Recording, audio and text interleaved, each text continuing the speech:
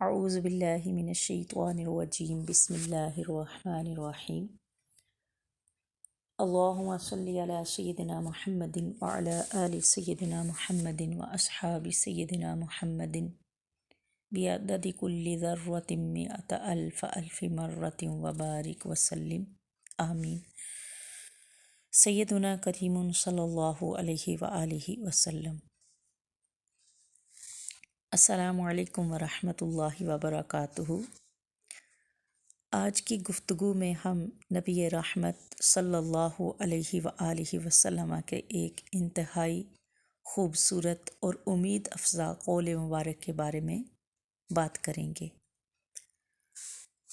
صحیح مسلم کتاب المساجد کے اندر نبی پاک صلی اللہ علیہ وآلہ وسلم کا فرمان عالی شان ہے کہ آپ علیہ الصلاۃ والسلام نے ارشاد فرمایا کہ جنت میں ہر قسم کے رنگوں سے رنگین کمرے ہیں اور وہ اتنے شفاف اور ستھرے ہیں کہ ان کے اندر سے ان کے باہر کا ماحول اور ان کے باہر سے ان کے اندر کا ماحول نظر آتا ہے، اور ان محلات میں ایسی نعمتیں ہیں جن کو نہ تو کسی آنکھ نے دیکھا ہے اور نہ ہی ان کے متعلق کسی کان نے سنا ہے اور نہ ہی کسی انسان کے دل میں ان کا خیال تک پیدا ہوا ہے۔ تو صحابہ اکرام نے عرض کی، یا رسول اللہ صلی اللہ علیہ وسلم، یہ محلات کن خوش نصیبوں کے لیے ہوں گے؟ تو آپ علیہ الصلاۃ والسلام نے ارشاد فرمایا کہ یہ محلات ان لوگوں کے لیے ہوں گے جن میں یہ 4 صفات ہیں۔ نمبر 1، جو سلام پھیلاتے ہیں۔ نمبر 2، جو لوگوں کو کھانا کھلاتے ہیں۔ نمبر 3، ہمیشہ روزے رکھتے ہیں۔ اور نمبر 4، رات کو اٹھ کر تہجد کی نماز ادا کرتے ہیں جبکہ دوسرے لوگ میٹھی نیند کے مزے لے رہے ہوتے ہیں۔ تو صحابہ اکرام نے عرض کی، اے اللہ کے محبوب صلی اللہ علیہ وآلہ وسلم، ایسے کام کرنے کی طاقت کون رکھ سکتا ہے؟ تو آپ علیہ الصلاۃ والسلام نے ارشاد فرمایا، میں تمہیں اس کی خبر دیتا ہوں کہ یہ کون لوگ ہیں۔ پھر آپ نے اس کی تفصیل بیان کی، جس کا مفہوم کچھ یوں ہے، وہ یہ ہے کہ جب کوئی آدمی دوسرے مسلمان بھائی سے ملاقات کرے تو اسے سلام کہے۔ نمبر 2، اپنے اہل و عیال، اپنے بیوی بچوں، اپنے بہن بھائی اور ماں باپ کو کھانا سیر ہو کے کھلائے۔ نمبر 3، ہمیشہ روزے رکھنے والا وہ شخص ہے جو رمضان شریف کے روزوں کے بعد شوال کے 6 روزے رکھے تو گویا اس نے ہمیشہ سے ہی روزے رکھے یا ہمیشہ سارا سال روزے رکھے۔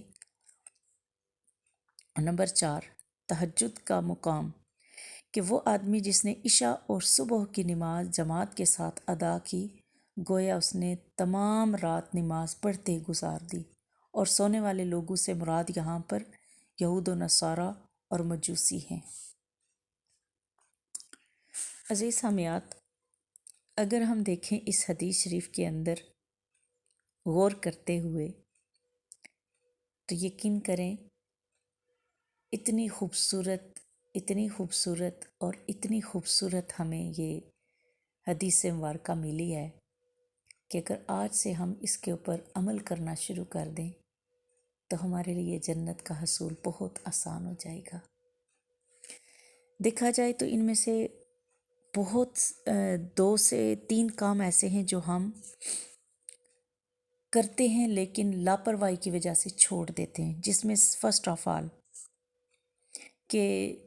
دوسرے لوگوں کو سلام عرض کرنا۔ ہمارے ہاں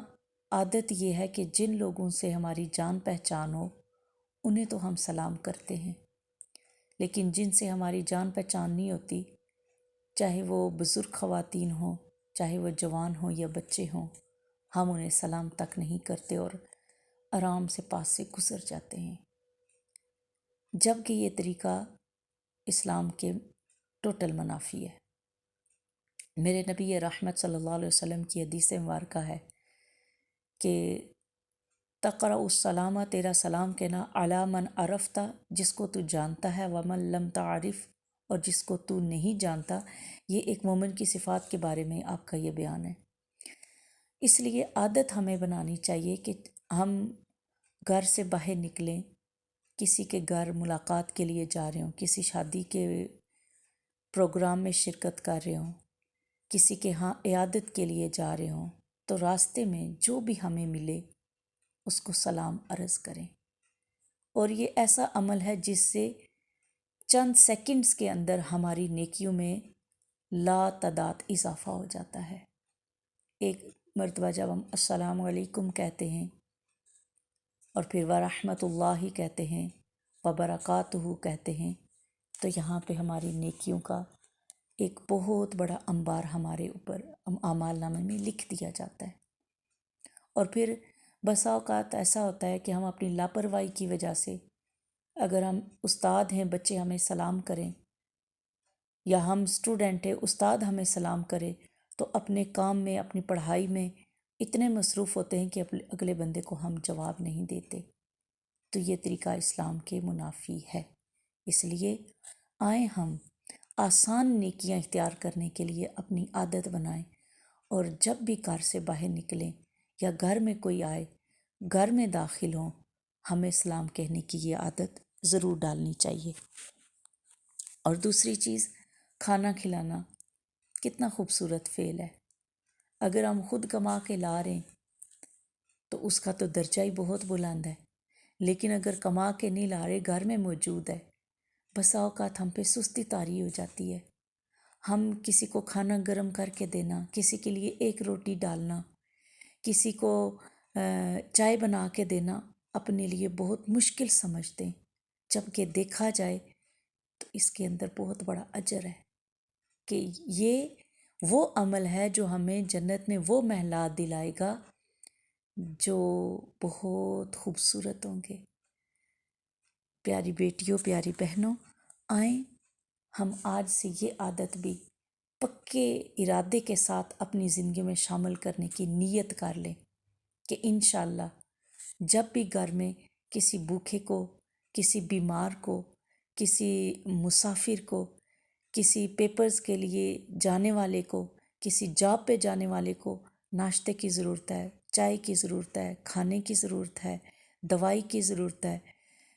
نرم غذا کی ضرورت ہے، اس کی تیاری میں ہم سستی کا اظہار نہیں کریں گے، بلکہ بھاگ کے شوق اور ذوق سے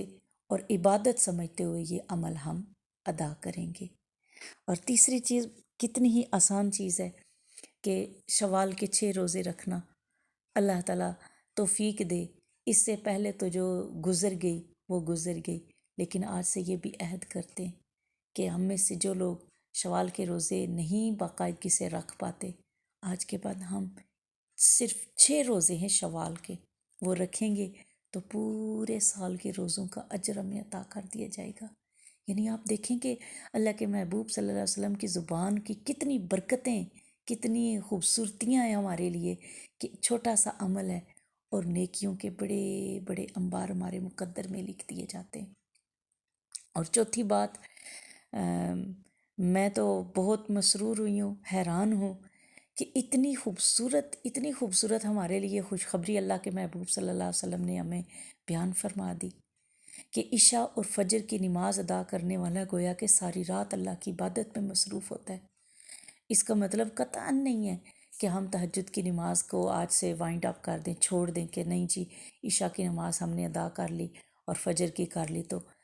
وہ اپنی جگہ ہے، وہ تو مقربین کی نماز ہے، وہ اللہ کے خاص بندوں کی نماز ہے، تہجد کی نماز، جن کو پڑھنے کا یہ مقام مل جائے، جن کو پڑھنے کی یہ سعادت نصیب ہو، ان سے بڑا خوش نصیب تو کوئی بھی نہیں ہے۔ لیکن بعض لوگ جو مصروف زندگی گزارتے ہیں، جن کے چھوٹے چھوٹے بچے ہیں، جنہوں نے گھر میں بزرگوں کی دیکھ بھال بھی کرنی ہوتی ہے، تو وہ ایٹ لیسٹ اور کچھ نہیں تو اپنی پنجگانہ نمازوں کی خصوصی ادائیگی کا اہتمام کریں۔ میرے رب کی کرم نوازی تو دیکھیں کہ بندہ عشاء کی نماز اور فجر کی نماز ادا کرتا ہے فرض، لیکن اللہ تعالیٰ اس فرض کی ادائیگی کی محبت میں اسے پوری رات کھڑے ہو کر عبادت کرنے والوں، شب بیداری کرنے والوں کا اجر عطا فرما دیتا ہے۔ اس لیے میری پیاری بہنوں، بیٹیوں اور ماؤں، آئیں آج سے ہم اس حدیث پاک کو اپنی زندگی کا نہ صرف حصہ بنائیں گے بلکہ اس کے لیے دوسروں کو بھی ترغیب دیں گے، اپنے بچوں کو بھی عادت ڈالیں گے، انہیں اپنے بزرگوں کو پانی دینے،